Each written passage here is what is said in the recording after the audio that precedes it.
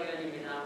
존경하는 주원희 의장님, 그리고 선배 동료 의원 여러분, 인류도시 대전을 이끄시는 이장호 시장님과 설동호 교육감님을 비롯한 공직자 여러분, 본 의원은 오늘 민선 8기 시정의 공약사업 이행과 추진 방향에 있어 정책 추진 여건을 고려한 관리와 조정의 필요성에 대해 말씀드리고자 합니다. 이에 앞서 어제 제7회 지식재산의 날 기념식에서 광역지자체 중 유일하게 지식재산 선정되어 표창을 받은 대전광역시 이장호 시장님과 공직자 여러분들의 헌신에 감사와 축하의 말씀을 드립니다. 민선 8기 대전시정은 지난 지방선거에서 이장호 시장님이 내세운 공약에 대한 시민들의 동의와 지지라는 기반 위에서 진행되고 있습니다. 다만 이러한 공약들은 섬세한 관리가 필요하고 재발 여건들이 갖춰져야 성공할 수 있습니다. 따라서 본 의원은 몇 가지 여건에 대한 의견을 제시하고자 합니다. 재발 여건 중에 가장 직접적으로 영향을 미칠 여건은 첫째, 재정 여건입니다. 2023년 결산 기준 대전시의 세입은 약 6조 7천억 원입니다. 22년 결산 기준 약 7조 1천억 원에 비해 4천억가량 감액되었습니다.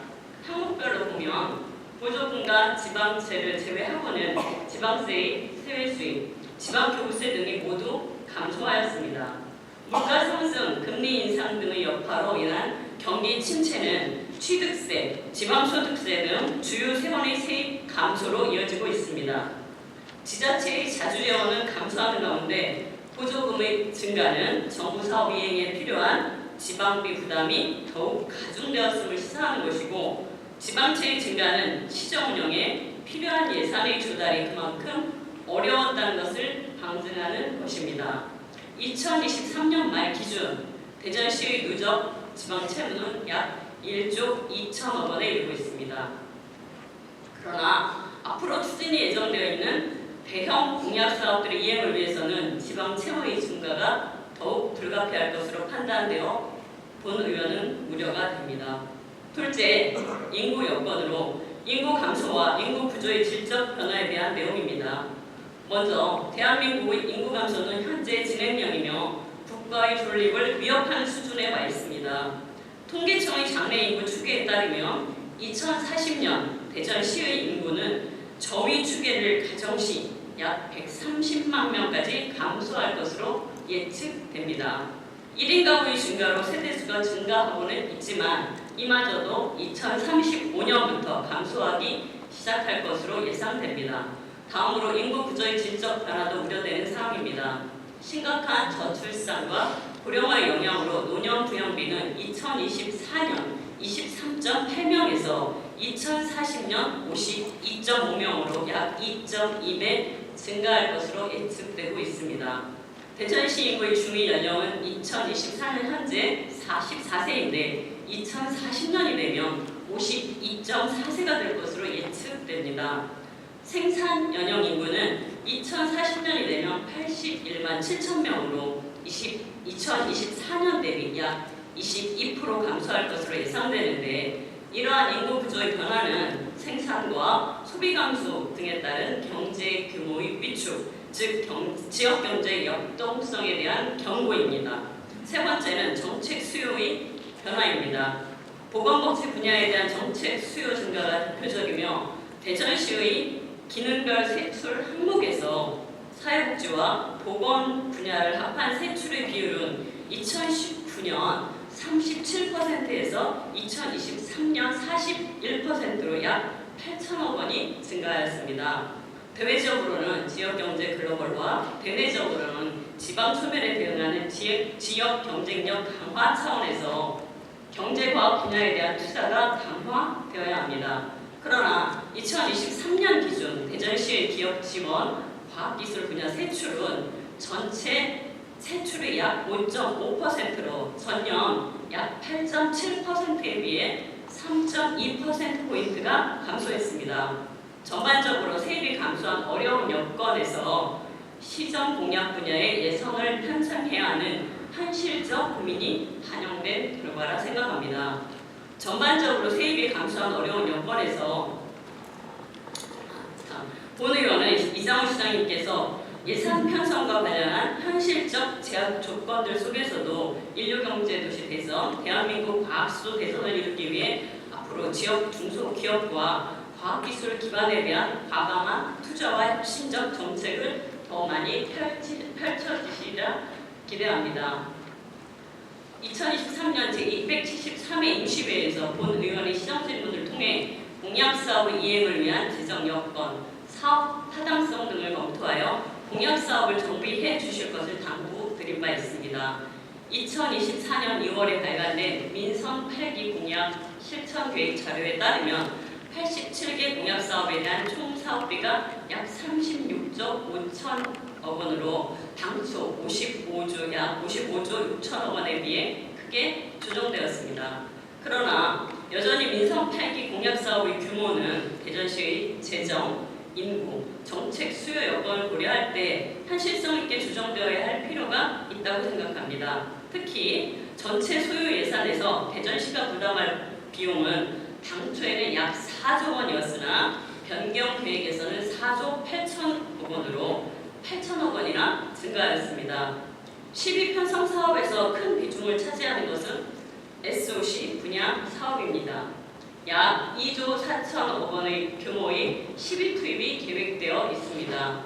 세부적으로는 도시철도 3, 4, 5호선에 약 1조 9천억 원, 대전천 천변도로 확장이 약 4,800억 원 등입니다. 사회기반 시설, 특히 교통 인프라에 대한 투자가 도시의 발전을 위한 필요 조건이라는 점에는 본 의원도 동의하는 바입니다. 시민들의 교통 편의를 높이는 데는 기여할 것으로 기대됩니다. 다만 장기적으로 인구는 감소할 것이 확실시되고 국제 경제 및 정세의 불확실성도 심화됨에 따라 재정 운영 여건이 여의치 않을 것으로 예상되므로 지방 재정이 감당 가능한 투자의 적정 수준을 심도 있게 재검토할 필요가 있다고 생각합니다.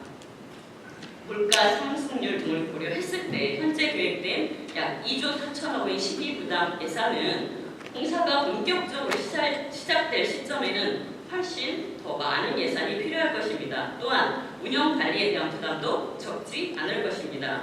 지하철 1호선 운영을 맡고 있는 대전교통공사의 최근 5년간 매출액, 영업이익률은 계속 마이너스 상태입니다. 원가 대비 약 29%의 수준으로 운영되고 있어 누적 적자가 늘어나고 있는 상황이라는 점이 언론 보도 등을 통해 이미 알려졌습니다. 인구가 현격하게 증가하지 않는 한 지하철 노선의 무리한 확대는 교통공사의 재무부담 증가는 물론 대전시의 재정 건전성에도 부담으로 작용하게 될 것입니다. 다음으로 시비 투입 비중이 큰 사업은 문화예술 체육 분야 시설 조성 사업으로 약 9천억 원의 시비 투입이 계획되어 있습니다. 문화예술 체육 분야의 공연장 등 시설은 시민들의 여가 생활과 건강 증진을 위해 확충되어야 한다는 원칙에는 공감하는 바입니다만 일부 사업들에 대해서 몇 가지 우려되는 점이 있습니다. 현재 대전시에는 대전예술의 전당, 시립미술관이 조성되어 있습니다. 그 밖에도 문화예술 분야의 전시와 공연을 즐길 수 있는 시설들이 있습니다. 그런데 시장님은 기존 시립미술관의 2배 크기에 달하는 제2시립미술관과 대전예술의 전당 3분의 2 수준의 크기인 대전 음악전용 공연장 조성을 추진하겠다고 공약하셨습니다. 시민들에게 쾌적하고 다양한 문화예술을 향유할 수 있는 기회를 제공하고자 하는 뜻은 이해됐지만 여기에 소요되는 3,700억 원의 사업비를 전액 시비로 부담하겠다는 계획에는 공감하기 어렵습니다. 충분한 활용 수요가 있는지, 효율적인 운영 방안이 마련되어 있는지 궁금합니다. 이런 상황 속에서 문체부의 사전건립 타당성 조사 평가를 아직까지 마치지 못한 이유도 궁금합니다. 그리고 인류경제 도시가 되기 위해서는 산업이 번영해야 합니다. 기업들이 직접 하고 상호 교류하며 혁신할 수 있는 산업단지, 산업 거점과 같은 인프라에 대한 공공의 투자는 필요하다고 생각합니다. 민선 8기 공약사업에서 산업단지 개발 사업은 총 4건입니다. 개발 사업을 통해 조성될 산업단지 면적은 총 1,664 4만 4천 제곱미터 533만 7천 평으로 2024년 3월 말 기준 대전시에 조성되어 있는 산업단지 면적 총 5,230만 7천 제곱미터 1,582만 2천 평의 약 3분의 1에 이릅니다. 대덕특구라는 우수한 인프라를 보유하고 있음에도 충분한 산업시설 용지를 확보하기 어려운 지역기업들이 지역을 이탈하는 안타까운 사례들이 있었습니다. 그런 점에서 산업단지 신규 개발을 통한 산업시설 용지를 확충하게 되는 것은 반가운 소식이지만 이 역시 걱정스러운 점이 있습니다. 첫 번째, 4개 산업단지 조성 사업에 필요한 민자 규모가 10조 8천억 원에 이릅니다. 2024년 6월 기준 이들 4개 사업에 확보된 민자는 총 1,682억 원에 그치고 있습니다. 이후의 민간 투자 유치를 위한 구체적 방안이 마련되어 있는지 궁금합니다. 두 번째, 기존 산업단지 면적의 3분의 1에 달하는 면적에 어떤 산업과 관련 기업들을 유치할 것인지에 대한 방향과 분양 및 투자 유치를 위한 구체적 실행 계획과 전략, 이를 이행할 조직과 인력이 준비되어 있는지 궁금합니다. 두 번째, 산업 입지 및 개발에 관한 법률에 따라 도로, 전력 등 기반시설과 폐수 및 하수, 기타 산업 폐기물 처리 시설 확보를 위한 부담 가능한 지방비 조달 방안은 무엇입니까? 네 번째, 탄소 배출 절감은 전 인류가 이루어야 할 과업입니다. 2023년 제273회 시정질문에서 아비백 이행 방안에 대한 본 의원의 질의에 시장님은 신규 조성 산단에 재생에너지 설비를 적극 도입하고 태양광, 수소연료 전지 발전소를 유치하겠다고 말씀하셨습니다. 그러나 안타깝게도 평촌 산단 내 연료 전지 발전소 투자 및 업무 협약이 해지된 바 있습니다. 탄소 배출 절감, 아리백 이니셔티브에 대한 참여는 기업 입장에서는 글로벌 공급망에 편입되기 위한 필수적 생존 전략으로 그 중요성이 점차 커질 것입니다. 그리고 이를 지원할 수 있는 에너지 인프라의 구축은 무리한 기업의 반내 유치에도 큰 도움이 될 것이 분명합니다. 2023년 기준 대전시 전력 자립도가 1.8%에 불과했다는 정도 에너지 인프라 확대 필요성을 느끼게 해주는 부분입니다. 산업단지 면적의 대대적 확충과 기업 생산 활동의 증가에 대비하기 위한 에너지 인프라 구축 계획이 있는지 궁금합니다. 다음은 산업 기반을 육성하기 위한 공약 사업으로 나노 반도체 산업 생태계 구축을 공약하신 바 있습니다. 대덕특구를 중심으로 축적되어 온 과학기술 역량은 대한민국 과학수도 대전을 만든 원동력이지만 부족한 산업 생산 기반과 기업 생태계의 취약성은 인류 경제도시 대전으로의 도약에 큰 제약이 되고 있습니다. 나노 반도체 분야 대기업의 분사 및 생산 공장, 협력사들이 주로 수도권에 밀집해 있는 현실적 여건에서 대전에 나노 반도체 산업 생태계를 구축한다는 것이 결코 쉬운 일이 아닐 것임을 알기에 시장님의 결단력과 추진력에 기대하는 바가 큽니다. 관련하여 한국첨단반도체기술센터가 대전에 설립될 수 있도록 하겠다고 공약하신 바 있는데 이에 대한 진행 상황과 향후 계획 또한 궁금합니다. 다음은 고령화는 갈수록 심화되고 노년 부양비는 증가하고 있습니다. 기후 환경 등의 변화로 신종 바이러스가 증가할 것으로 전망되는 등 보건복지 분야에 대한 정책 수요는 계속 커질 것입니다. 대부분의 예산은 한 번 세워지면 도중에 중단되거나 과거 수준으로 회귀하기가 쉽지 않습니다. 특히 보건복지 분야 예산은 더욱 그렇습니다. 3,939억 원의 보건복지 분야 공약사업 예산은 민선 8기 임기 내에 소요 예산일 뿐 그 이후로는 점점 더 증가될 수 있을 것이라고 봅니다.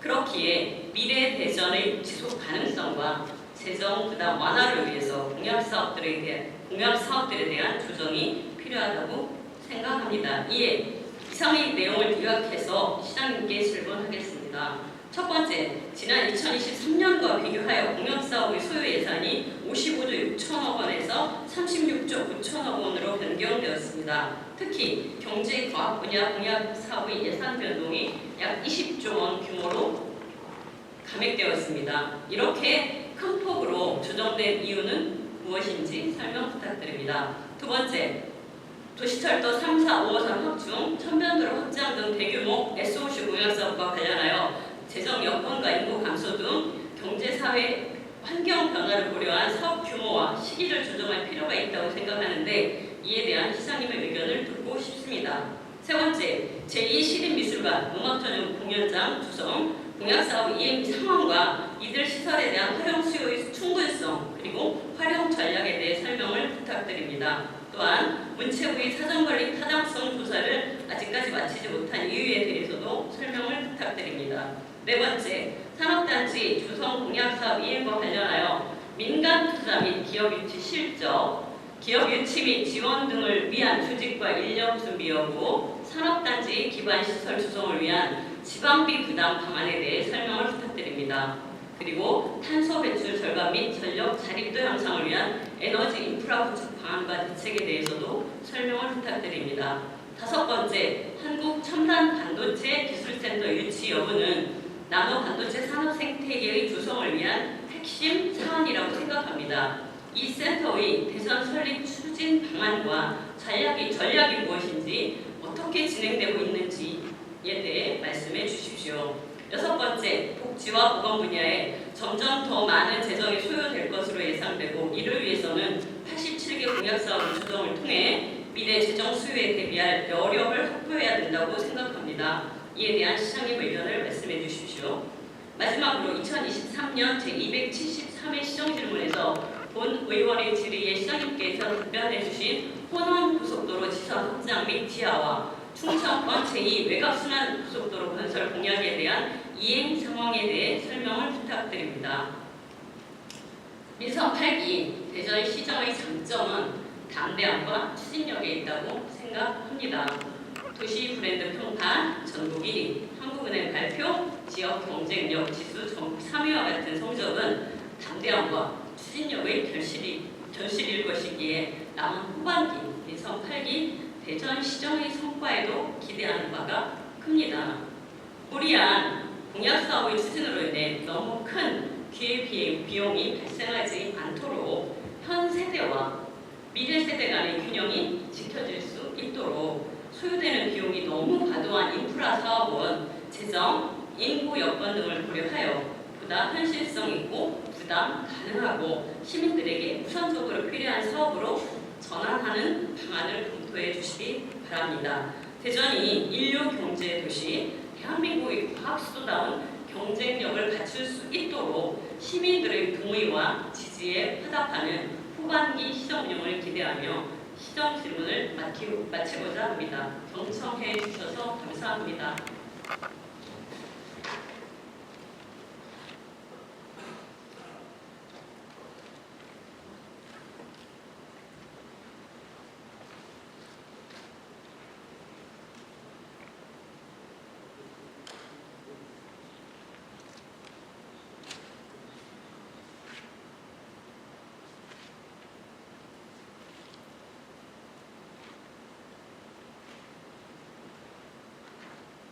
안경자 의원님 수고하셨습니다. 이어서 안경자 의원님의 질문에 대한 집행기관의 답변이 있겠습니다. 이장우 시장이 나오셔서 답변해 주시기 바랍니다.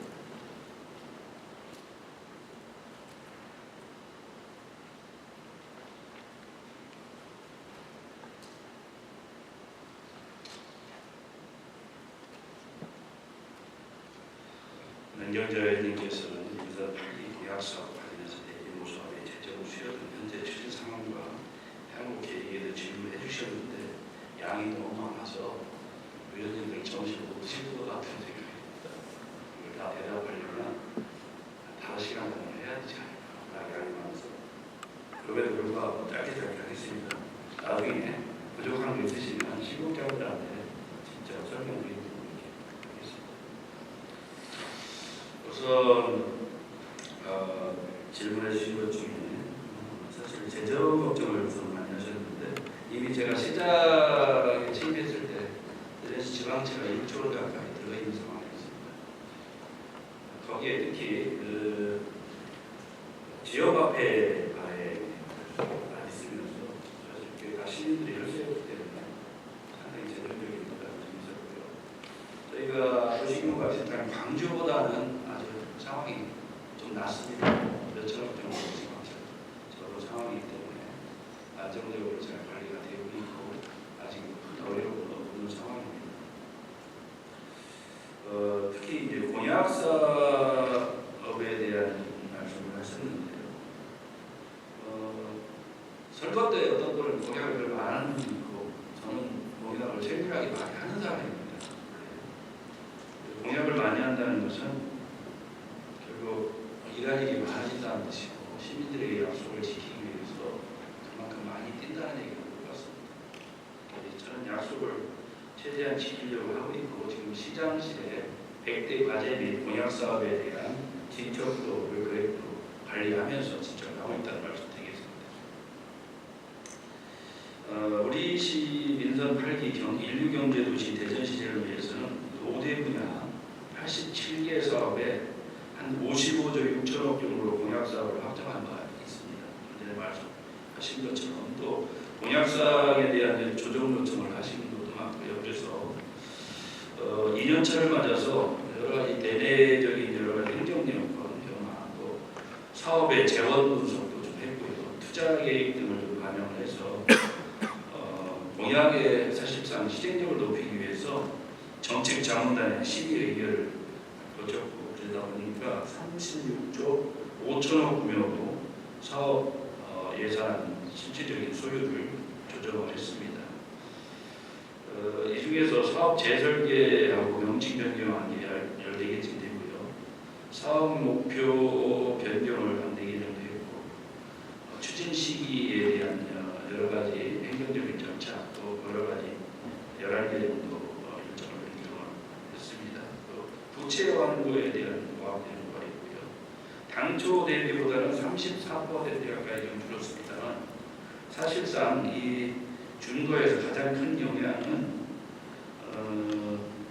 저희 제2대덕연구단지 조성하고 나노반도체 산업단지 조성이 있는데 이것이 교천동에 있는 나노반도체 국가산업단지에 사실상 제2의 대덕연구단지 조성을 결합하기로 하면서 여기에서 사업비가 한 10조 가까이 조정이 되고요. 또 충청권 국가산업단지 조성이 있는데 이 역시 이 국가산업단지 충청권의 핵심 단지를 우리 교천동 나노반도체 산단에 제2의 대덕연구단지 국가산업단지 확정되기 때문에 이걸 하다 보니까 여기서 상당히 많이 재정 수요가 준 걸로 됐습니다. 그리고 글로벌 플랫폼 기업 유치 산업단지가 있는데 여기에서 조금 조정이 됐고요. 대기업 유치 산업단지 조성을 했습니다. 계속 조정을 해야 될 상황입니다. 저도 대기업의 공장들 유치하는 것이 과연 이 지역 경제를 얼마나 도움이 되겠느냐 여러 가지 찬반이 역할입니다만 대기업들 공장에서는 거의 전 자동화가 돼가지고 사실은 인력이 그렇게 고용이 많지 않습니다. 또 하나는 세금을 이 지역에서 내야 되는데 본사가 대전에 없으면 서울에 있으면 서울에다 세금 내는 이런 상황이기 때문에 저희는 완전 전략 수정을 해서 대전의 본사를 둔 기업에 대한 집중적인 투자를 통해서 대전의 본사를 둔 기업의 유니콘 기업을 성장해서 성장하고 고용하고 세금까지 이곳에서 내는 이런 구조로 전략 수정을 좀 했습니다. 그러다 보니까 이 대기업 공장 유치 부분에 대해서는 그렇게 좀 아주 적극적이지는 않다는 것을 드리겠습니다. 그런 상황이었기 때문에 이런 조정을 했고요. 또 조정하는 과정에서 민자하고 공공이 결합된 경우, 우리 도시공사가 사업하는 경우, 또 민자 투자 예상되는 경우에 대한 여러 가지 조정을 하다 보니까 상당히 이렇게 사업비가 조정됐습니다. 특히 산단 부분에서 여러 가지 조정이 있었는데요. 이 산단은 현재 우리가 535만 평으로 추가 말씀 있으십니다만 우선 제2의 대덕연구단지 나노 반도체 이분과 또 글로벌 복합 클러스터 산단, 원천 바이오 산단, 케이켄달 스페어 산단, 또 서구 평촌, 안산, 황립, 장민, 하기, 장대동 포함되어 있고요. 또 기업 수요가 아직 발표는 안 했습니다만 발표하기 전에 지금 마지막 타당성 검토를 하고 있는 6개 산단이 있습니다. 이걸 발표하면 한 530만 명 정도 될 거라고 보고 있습니다.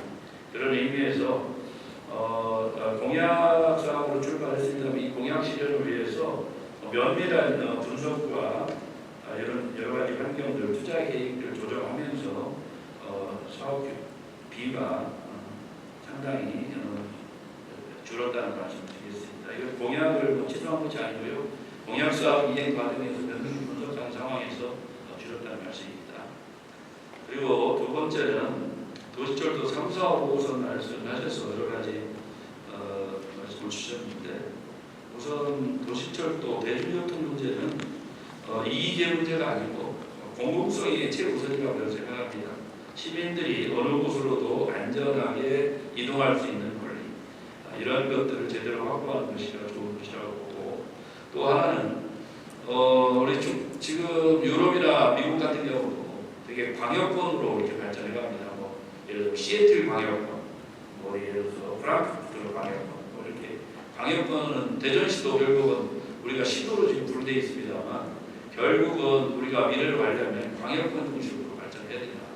대전 광역권 그러면 결국 대전, 뭐 청주, 뭐 세종, 인근에 있는 계룡, 논산, 금산, 옥천, 도원 다 결합되는 그렇게 되려면 결국은 도시철도 문제로 대전 시내만 운영해서는 경쟁력이 없다고 봅니다. 결국은 도시철도 1호선 같은 경우는 최종적으로 세종을 넘어서 청주까지 또 예를 들면 공주까지 예를 들면 금산을 넘어서 때로는 전라북도 무주까지 할 수가 있다면 장기적으로는 이렇게 해서 광역권을 키워서 결국 한 300만이든 이래 경쟁력이 있다고 보기 때문에 저희가 도시철도 2호선을 하는데 기본계획을 짜고 착공하는데 28년이 걸렸습니다. 제가 볼 때는 대전시의 여러 가지 정책에서 가장 최악의 사례가 도시철도 2호선이라고 해요. 정책 결정을 늦추면서 정책 결정을 혼선하면서 결국 그 피해를 시민들은 10년 아니면 끝낼 사업을 28년에 착공을 하는 상황입니다. 사업비는 대전시비가 3천억이면 될 걸 이걸 정책 결정을 미루면서 지금 시비가 6천억 이상이 2호선이 투입하게 됐고 국가 재정도 3천억이면 될 것을 지금 8천억. 그래서 저는 대전광역시 역대 최악의 정책 실패 사례를 도시철도 2호선으로 보겠습니다.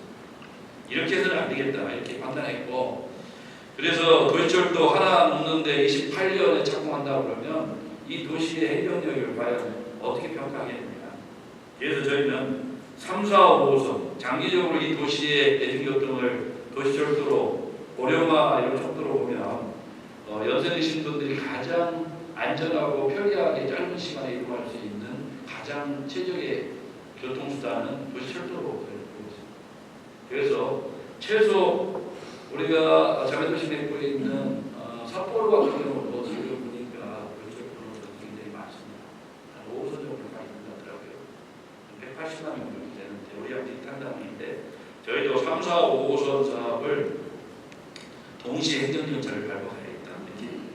그래야 지금 1호선 광역철도 2호선 또 우리가 시범사업하는 것까지 보면서 예를 들어서 지금 도시철도 2호선이 대전시 전체를 지금 5개구를 순환하는데 예를 들어서 산내에서 도시철도 2호선 순환선까지 접목만 시키면 그거는 그런 2호선을 이용할 수 있고 1호선까지 접속 구간만 먼저 가장 필요한 구간을 개통하는 방식으로 해서 3, 4, 5호선을 추진해 갈 계획입니다. 제일 중요한 것은 국가 기획에 반영하는 것이고 예비 타당성 조사 등 이런 절차가 있기 때문에 지금 3, 4, 5호선 문제는 동시 절차를 진행하고 있다 이렇게 보시면 되겠습니다. 그리고 이 문제는 재정적으로 여러 가지 국비 시비가 결합되는 사업이기 때문에 도시철도 3, 4, 5호선 만약에 2호선을 가정했을 경우 28년 준공하는 데까지 30년 이상이 걸린다고 하면 지금적으로 재정 걱정을 할 일은 아니다. 단지 이 3, 4, 5호선을 빠르게 행정 절차를 진행하고 또 이것을 시민들에게 돌려드리기 위해서 하면 최소 한 10년 가까이 걸릴 걸로 봅니다. 10년 안에 효율적인 재정 투입 이런 걸 통해서 답변 마무리하는 게 좋겠다 이렇게 생각하고 있습니다. 그리고 질문 중에 제2시립미술관 음악전용공원장 건립과에서 말씀 주셨는데요. 사실 우리 현재는 제2시립미술관 음악전용공연장 건립 사업을 지난해 11월에 타당성 용역에 착수했고 계획 디자인을 거쳐 현재 사업 계획 수립 중입니다. 특히 그동안 유성 지역에 집중되어 있던 여러 가지 시설을 원도심이었던 중구 쪽에 중천동 쪽에 하면서 사실은 문화예술 시설을 대전시 전역으로 확대해가는 정책으로 지금 가고 있고요. 두 사업 자체가 명품 건축물을 건립하려고 합니다. 100년, 200년, 300년이 남아도 도시의 명품이 될 수 있고 빌바오시에 있는 스페인의 구게나임 미술관 유럽 분관은 그 하나로 도시 재생에 성공했고 지금 아주 유명한 도시가 됐습니다. 미술관 하나를 보기 위해서 연간 100만 명 이상의 관객들이 빌바오를 찾는다는 그런 통계가 있기 때문에 기왕에 수입하는 것은 장기적인 안목을 보고 명품으로 해야 된다. 그리고 어디다 내놔도 부족함이 없어야 된다 이렇게 보기 때문에 지난 선 디자인을 하고 그 사업 계획을 했고 그 다음에 이 실현하는 데 과연 돈이 얼마 드는지 또 그 다음에 예산을 반영하고 추진을 할 계획입니다. 세계적인 건축가 7팀이 참여를 했고요. 이미 계획 디자인을 선보인 바 있습니다. 이 사업이 최소 2030년을 기준으로 하면 한 3년도 되기가 7년 정도 걸리는 사업이기 때문에 이 재정은 저희가 적절하게 조정하면서 완료를 하도록 하겠습니다. 또 좀 말씀하시는 국비 사업 지원이 안 됩니다. 이게 지방 재정으로 완전히 이관이 되어 있습니다. 전에는 국비를 지원했습니다만 이런 앞으로 예술전당이든 이런 문화예술 부분에 있어서는 국비를 주지 않는 걸로 정부가 결정되어 있기 때문에 저희가 국비를 확보하고 싶어도 국비를 지원하는 대상 사업이 아니기 때문에 시제적으로 해야 된다는 말씀드립니다. 현재는 타당성 용역 마무리 단계이고요. 이달이면 아마 마무리가 거의 끝날 거로 봅니다. 그래서 10월에 행안부 타당성 조사를 의뢰할 예정이고요. 내년에 투자 심사의 행정 절차를 진행해서 이 사업이 원만하게 진행될 수 있도록 할 계획입니다. 그래서 2027년도에 착공하는 목표로 지금 행정 절차를 밟고 있고 목표는 2030년에 준공할 계획입니다. 그리고 시민들 지금 여러 가지 재정적인 말씀을 하셨기 때문에 시민의 문화 수요가 지금 다양해지고 있고 디지털 시대의 전환으로 과학기술이 접목된 상황인데 융복합 콘텐츠가 지금 대세인 상황입니다. 기존의 미술관을 증개축하는 리모델링만으로는 시대의 흐름에 문화예술 작품 수용에 한계가 있습니다. 미디어 아트 등 다양한 융복합 콘텐츠를 위해서 대규모 공간 및 최첨단 시설을 도입할 상황입니다. 또 21세기 최첨단 미술관으로 조성할 계획입니다. 그리고 예술의 전당은 무대와 관객석에 구성되어 있는 사람들을 수용할 수 있는 공간의 의미를 담아서 오디토리움 형태로 공연장을 할 계획이고요. 음악전용 공연장, 클래식 공연을 적합하게 설계가 됩니다. 현재 좀 전에 의원님께서 여러 가지 우려하시는 것처럼 그런 상황은 맞습니다만 예술의 전당 현재 가동률이 무대 점검 기간을 제외하고 거의 100% 꽉찼다고 예약을 하고 싶어도 할 수 없는 예술단체가 많다는 뜻이고요. 클래식 공연이 전체 공연의 80%를 차지하는데 현재 예술의 전당 설계 자체가 음향 시스템이 클래식 공연을 하기에 부족한 것으로 판단을 하고 있습니다. 그래서 클래식 공연을 위한 음악전용 공연장이 건립되면 다른 장르의 음악 공연을 공간 문제를 해소할 거로 봅니다. 그래서 양질의 클래식 공연을 제공할 수 있도록 빠르게 진척을 해야 되겠다고 보고 있습니다. 또 이게 문화예술인들의 오랜 10년 이상의 수건 사업이라고 보시면 되겠습니다. 또 원도심과 그리고 신도심의 문화예술 향유에 대한 요구 충족 이런 균형을 맞추기 위한 공간 조성도 검토했다는 말씀드리겠습니다.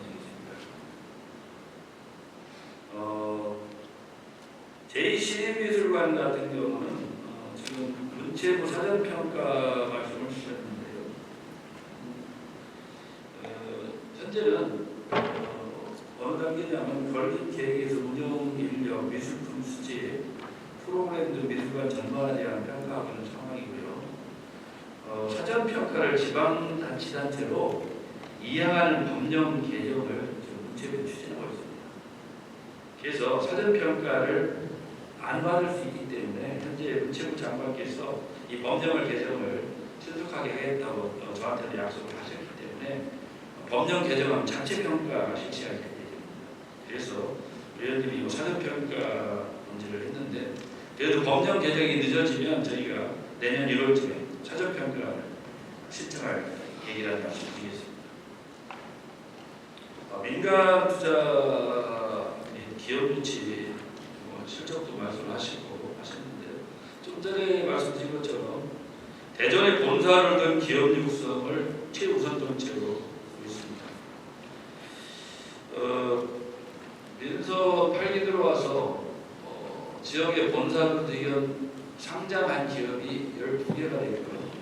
올 연말까지 3개가 추가 상장을 하게 됐습니다. 그래서 3개를 추가 상장하면 63개가 되는데 지난해 이미 대구를 뛰어넘었고 지금 숫자로는 부산을 추격 중입니다. 부산이 82개니까. 근데 몇 년 안에 저희는 부산을 추격하고 인천도 넘어설 가능성이 있다 이렇게 판단하고 있습니다. 근데 현재 어쨌든 시가총액, 미래가치까지 포함하면 시가총액은 이미 대구보다 25조 이상이 크고 부산보다도 한 2, 3조 이게 수치가 계속 변동되기 때문에 크기 때문에 굉장히 고무적인 일이라고 보고 있습니다. 그래서 저희가 대전의 본사들 기업 조성을 최우선으로 하고 있다 이렇게 보이고요. 지난 2년 8월까지 73개 기업을 유치했고요. 투자액은 한 2조 2,039억 원입니다. 고용 이에 대한 고용 창출을 하는 한 4,000명 가까이 되는 것으로 파악하고 있습니다. 그리고 특히 여러 가지 발목과 성과 중에 세계적인 글로벌 제약사 워크사의 투자 유치 아주 뜻깊 있다고 생각하고요. 많은 도시들이 이 대전으로 갔다는 거에 굉장히 놀랐던 것 같습니다. 그리고 대전에 이 바이오 메카가 있는데 지금 대전에 최근 5년 동안 대전 바이오 기업이 기술 수출을 9조 2천억 가까이 했습니다. 40명 되는 기업이 1조 이상을 기술 수출했고 100명 정도 있는 기업들이 1조 이상을 수출하는 일을 수출하고 있는데 바이오 기업은 지금 300개 정도가 뛰었다고 보시면 이 300개들이 약진하면 10년 안에 대전은 대전민국 바이오 산업을 선방하고 보선과 던질 만큼 강한 기업으로 성장하려고 이런 기업들이 글로벌 기업이 돼서 고용도 많이 하고 또 지역에 이익을 많이 내서 세금도 좀 많이 내면 지역의 투자 여건도 훨씬 더 좋아지지 않을까 생각을 보고 있습니다. 그리고 또 최근에 LIG 넥스원, SK본 등 많은 기업들이 투자했고 K-디펜스라는 방산 기업이 하와이에서 분사한 기업인데 최근에 대전 출동으로 이전하기로 현재 아마 3,000명 정도 하는 것 같습니다. 그런 대표께서 저한테 5년 안에 인적으로 될 수 있을 것 같습니다. 이렇게 말씀하셨는데 방산 관련 기업들이 대전에 계속 이전을 이루는 상황이라고 말씀드립니다. 근데 3달 500만 평 이상을 구축하는 것도 차질없이 진행을 하고 있고요. 우선 경제적인 도시가 규모를 키우려면 그동안 가장 대전이 과거 미래 예측을 잘못한 것이 200만을 목표로 봤습니다만 현재 저는 150만 명 정도의 가장 최적화된 도시가 가장 좋다고 생각합니다. 그런데 인구가 계속 빠졌던 가장 주요 이유는 저는 물론 세종시의 이유가 있습니다만 대전시에 이 양질의 일자리가 부족했다. 이 양질의 일자리는 기업이 만드는 건데 그린벨트 57%라는 대전시의 여건에서 그동안 속적으로 대처해 왔다. 제가 시작되고서 500만 평 이상을 하면서 대전의 분위기가 바뀌었고요. 또 그러면 산업단지만 있으면 되느냐?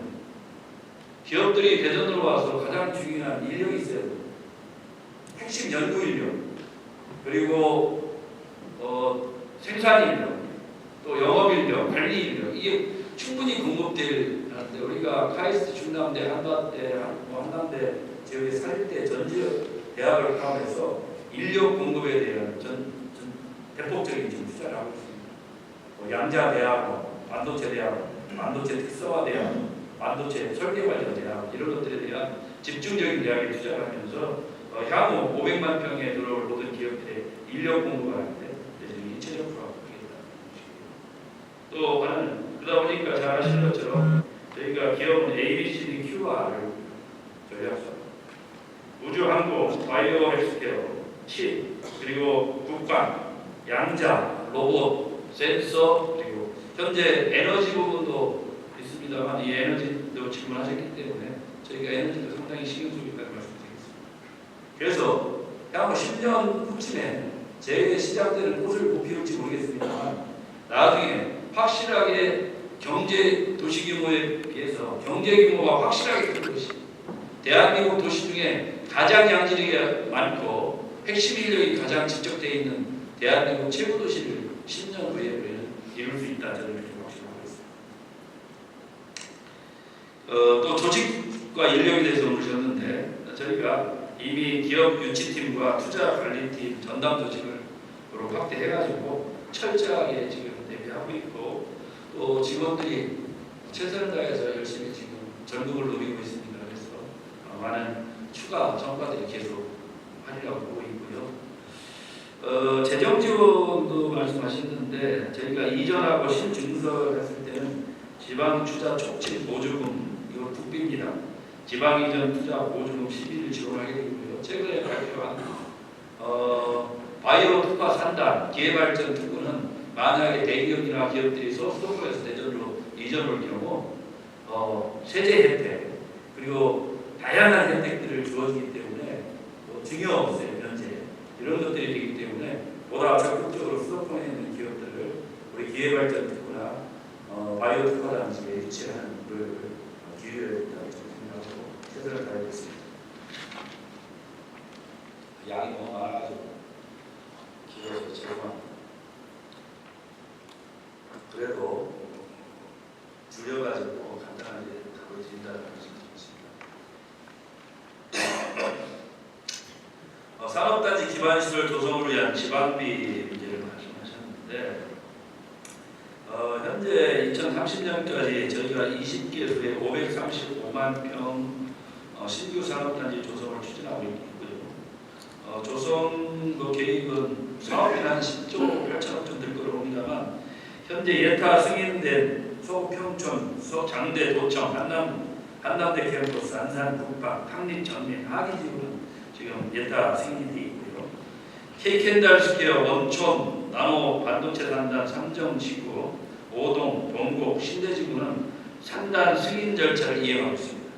그리고 추가로 7개 지구에 대한 타당성 조사를 지금 마무리 단계에 있기 때문에 왜냐하면 이건 부동산 특이 문제가 있어서 발표하는 날 토지거래를 있기 때문에 신중하게 지금 기본계획을 완료하고서 타당성 조사하고 그린벨트 해제나 산단 승인과 관련된 여러 가지 검토를 하고 있다는 말씀드리겠습니다. 그런데 이제 이 사업비에 110조 8천억이 그대로 다 투입되는 것이 아니고 도시공사에서 했을 때는 분양하면 다시 해소하고 또 이런 절차가 있기 때문에 큰 문제는 없다고 보고요. 또 추가하는 그 민간 개발, 산단 개발하는 건설사들이나 기업들에게 이 민간 개발을 좀 맡기려고 합니다. 그리고 민간하고 도시공사가 공동사업도 좀 하고 대전시는 직접 사업해서 가장 중요한 경제 규모를 키우기 위한 이 산단 요소, 기본 요소라고 봅니다. 그래서 차질 없이 진행하겠다는 말씀드리고 있고요. 그래서 도시공사, LH, 공영 개발 방식 같은 경우는 이 공사체를 재원으로 기반을 하기 때문에 하고서 또 준공하면 또 회수해서 하는 이런 절차이기 때문에 가장 이제 그동안 어려움은 의원님들께서도 좀 도와주셔야 이렇게 도시공사가 그동안 소극적으로 이런 문제를 대처해왔고 전임 시장 때는 역시 마찬가지였습니다. 도시공사가 이 자본금을 확충하지 않으면 예를 들어서 조달할 수 있는 금액이 적기 때문에 저희가 2천억 이상으로 도시공사 자본금을 확충해서 세대까지 자본금을 조달해서 직접 도시의 전략 사업을 도시공사가 수행하면서 대전 도시공사의 역량을 키워서 굳이 LH공사나 이런 데다 맡기지 않고 대전의 미래 전략은 우리 시 스스로 바꾼다. 그런 원칙하에 추진하기 때문에 의원님들이 많이 좀 이 부분은 좀 도와주셨으면 좋겠다. 그리고 시가 직접 가는 상단에 대해서 말씀드린 것처럼 분양 후에 투자 예산을 전액을 인수하기 때문에 그 문제가 없다고 준비했습니다. 또 산단 500만 평 하면 가장 문제가 있지 전력입니다.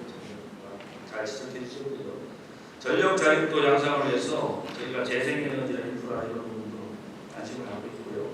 산단조성 계획 단계부터 재생에너지 설치 유도하고 발전 공기업을 협의해서 건물, 주차장, 지붕, 태양광 사업도 지금 확대해 갈 계획이고요.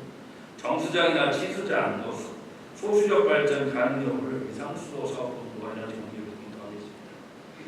또 지난 3월에 2.4기가와트 규모의 교촌 산단 등에 건설할 친환경 수소 혼소 발전소 건립 업무 협약을 체결해서 100% 전력 자립을 추진하고 있고요. 우선 동서발전, 서구발전, 그리고 발전 공기업, 대전 도시공사, 한국에너지공단들과 함께해서 535만 평과 대전 시민이 쓰는 모든 전력을 100% 자급할 수 있는 안을 계속 추진하도록 하겠습니다. 한국첨단반도체 기술센터 대전 설립 추진을 했는데요. 이건 사실상 한국형 벨리에 있는 한국형 아이메이 모델을 적용했고요. 반도체 연구 기반입니다. 사실 그동안 산업자원부에서 적극적인 의지가 좀 있었는데 최근에 타시들과의 중독성이나 재원 조달 가능성, 이 설립 타당성을 신중하게 검토를 하고 있는 것 같습니다. 우리 시가 그동안 이걸 설립할 경우 국비가 최소 한 2조 이상이 될 것으로 예상하기 때문에 대전 설립의 당위성을 중앙정부에 계속 설명을 해왔습니다. 대통령실에도 건의를 했고 산자부에도 이미 건의를 했습니다. 근데 이제 산업자원부가 이 부분에 대해서 여러 가지 지금 검토하는 상황이기 때문에 이에 대한 대처를 해야 되고요. 투트랙으로 과기부에서 이제 나노반도체 연구기관 구축에 대한 협의를 지금 하고 있는데 이것이 좀 비슷한 상황입니다. 그래서 대전에 있는 나노종기원을 확대 개편해서 대전 지역의 산단이나 특화된 지역에 세계 최고 수준의 반도체 연구기관을 조성하는 것을 우리가 과기부하고 협의를 하고 있습니다. 그래서 현재 이 부분은 이 한국첨단반도체기술센터라는 자체가 가칭이기 때문에 저희가 이 부분은 산업부는 과기부는 정책에 맞춰서 최대한 준비를 해서 대한민국 반도체 연구의 핵심 기관, 실증 연구 기관으로 대전에 둘 수 있도록 하겠습니다. 또 대전이 반도체가 수도권 말씀하셨는데 지금 수도권에 지금 반도체 기업들을 확정해놓고 지금 내모는 게 전력하고 용수공급입니다. 공업용수. 근데 우리는 대청으로는 최적화된 공업용수를 확보하고 있고요. 또 전력을 100% 발휘한다면 그리고 대한민국 반도체는 이 대전에서 태어났고요. 대전에 이미 반도체 설계회사들, 반도체 회사들이 상당히 많습니다. 거기다가 지금 우리가 국방 반도체, 전력 반도체를 이 도시에서 생태계 구축하기 위해서 방위사업청과 지금 센터 설립법 우리가 발표하게 되어 있습니다만 이런 지금 대한민국이 원하는 전력 국방 반도체 이런 부분에 대한 집중적인 대전에서의 생태계 구축을 위해서 이 반도체 부분은 우리가 더 신경을 써야 된다고 생각하고 있고 또 소수의 반도체 생산을 하려면 그 팹이 필요한데 지금 양자팹을 포함한 애들이 이런 데 지금 사실상 이미 팹이 구축되어 있는 것도 있고 팹을 구축하는 계획이 있기 때문에 이 소수 반도체는 대전에서 생산하는 게 맞다. 그런데 이 칩 하나에 1억 원 이상 하는 것도 있기 때문에 이런 것들에 대한 보고 가치를 우리가 활용을 해야 된다. 보건복지 분야도 질의를 해주셨습니다. 재정수요가 44.4%까지 급증하는데 이건 국가 정책의 재정수요가 워낙 많기 때문에 또 그러다 보니까 시나 각 기초단체도 재정 부담이 있는 것 같습니다.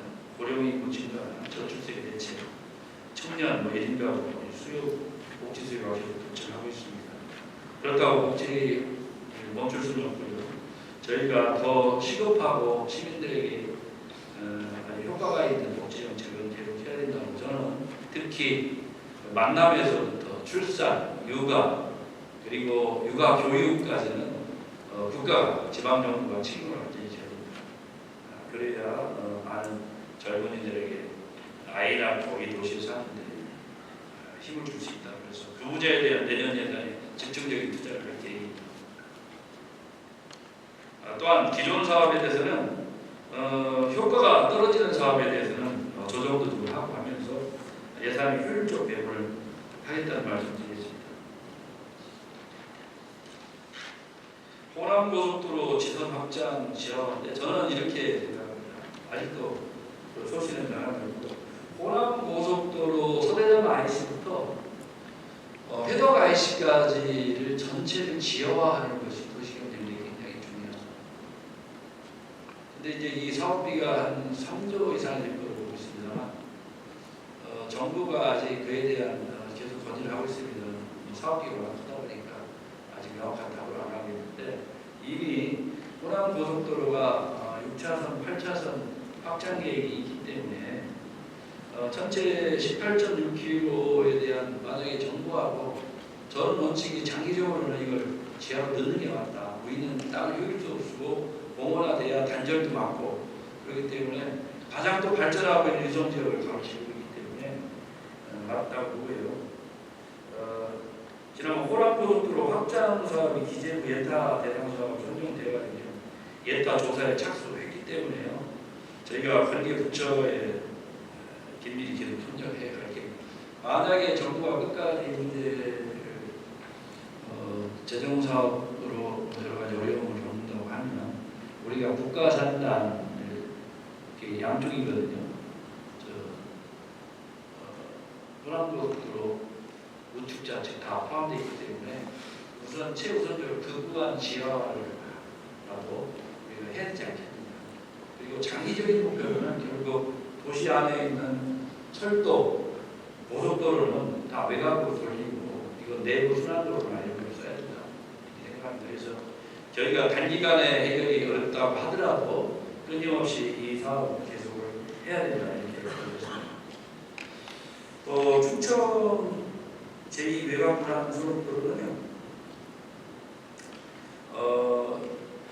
사실 김태현 충남지사께서 고령에서 대전 근교까지 아우토반을 건설해서 대전시 제2외곽 순환고속도로에 붙이는 안으로 많은 기업들하고 상의를 하고 있는데 요즘도 잘 아시다시피 PF를 이렇게 어려움을 많이 겪고 있어서 아직 진전이 좀 부재인 것 같습니다만 저희 대전시는 독자적인 계획을 이미 마련했습니다. 제2의 외곽 순환고속도로 건설을 하는 것이 좋겠다고 하고요. 현재 예를 들면 청원이죠. 거기서 저기 경상북도 어디더라 포항까지 연결되어 있는 고속도로 그 선하고 보은 쪽에서 외곽 금산 논산 쪽으로 돌리는 안 요런까지는 이미 우리가 다 마련을 했습니다. 그렇게 해서 현재 고속도로 전체를 같이 연결하는 방법으로 제2과 순환도를 했고요. 그래서 계룡, 유성구, 세동, 공주 7.5km를 활용해서 연장 77km에 대해서 이미 타당성 용역을 완료했습니다. 지난해 10월에 했고요. 타당성 조사 결과를 현재 국토부에 용역 중인 제3차 고속도로 건설 계획에 2026년 3년 시작까지 하는 사업인데 반영이 되도록 지금 열심히 뛰고 있습니다. 그래서 매주 말씀대로 지금 도시 내부의 고속도로가 지금 정부고속도로, 호남고속도로, 대진고속도로 여러 고속도로가 연결되어 있는데 이걸 더 외곽으로 돌리는 사업은 반드시 해야 될 사업입니다. 그게 특정권 메가시티도 부합하고 대전 광역권 발전에 굉장히 도움이 되려고 보고 있습니다. 질문을 워낙 많이 주셔서 더 자세하게 설명드리고 싶었는데 또 이렇게 되면 시간이 너무 많이 들어서 간략하게 말씀을 드렸고요. 혹시 부족한 것이 있으시면 나중에 신국장을 통해서 우리 안경자 회장님께 가서 직접 설명드리도록 하겠습니다. 감사합니다.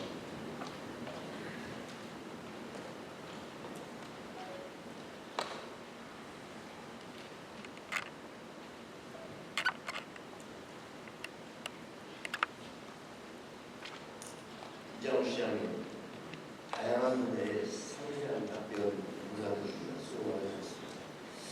다음은 답변 내용에 대한 보충 질문 시간입니다. 안경자 의원님, 보충 질문 있으십니까?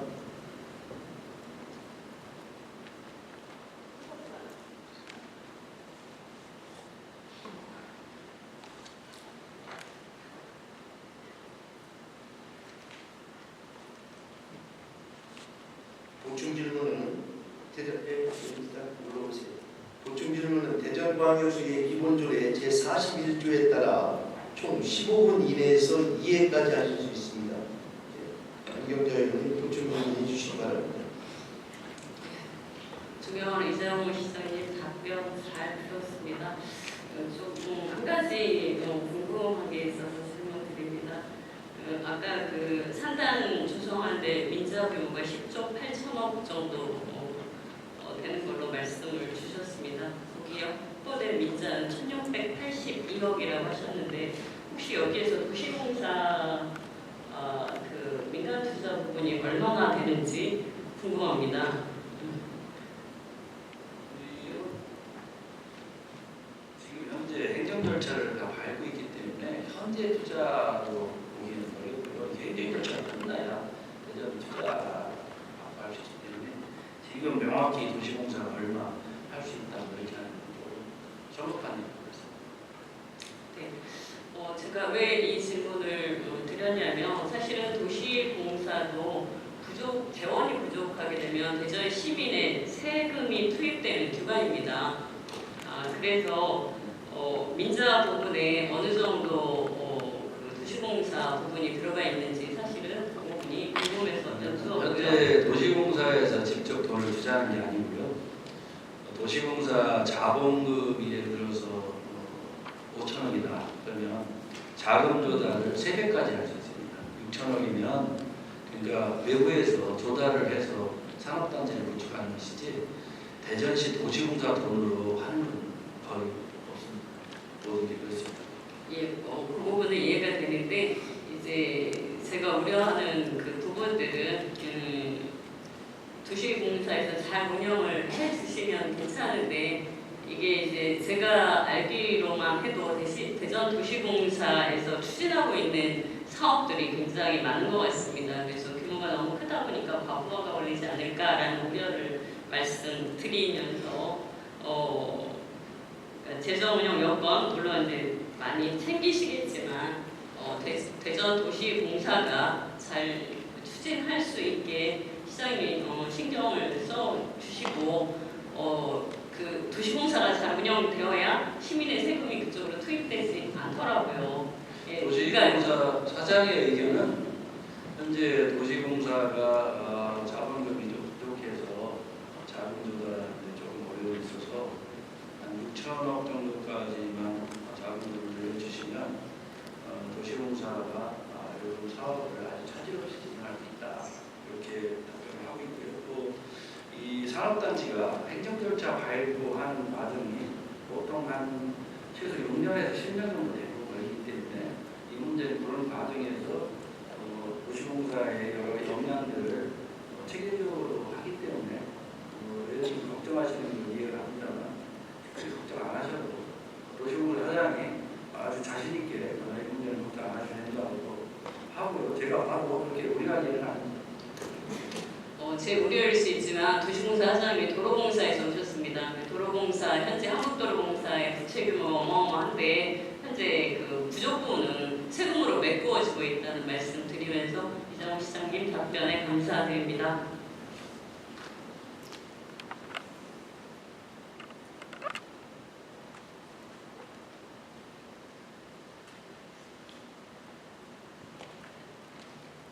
네. 보충 질문은 자연스럽게 1분 1답이 되는데 안경자 의원님 수고하셨고 이장우 시장님 수고하셨습니다.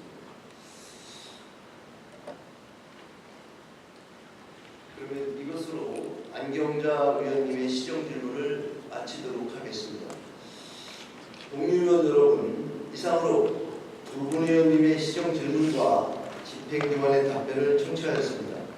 중식을 위해 정의한 후 오후 2시에 회의를 속개하여 시정 질문을 이어가도록 하겠습니다. 정회를 선포합니다.